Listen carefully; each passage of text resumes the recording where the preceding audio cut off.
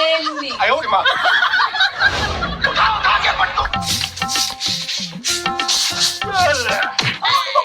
দাঁড়াও দাঁড়াও বলছি, দাঁড়াও। কি হয়েছে গো? সকাল থেকে এত দৌড়াদৌড়ি করছো কেন? পেছনে কি লঙ্কার গুঁড়ো লেগেছে নাকি? না মা, এমনি। এইবার আসো, এমন ফাঁসান ফাঁসাবো না মাও বাঁচাতে পারবে না। হাই গাইস, দেখো আমার শ্বশুর বাড়িতে আমার স্বামী আমার উপর কি অত্যাচার করে। আমি লুকিয়ে লুকিয়ে ভিডিওটা করছি। अब तू गया बेटा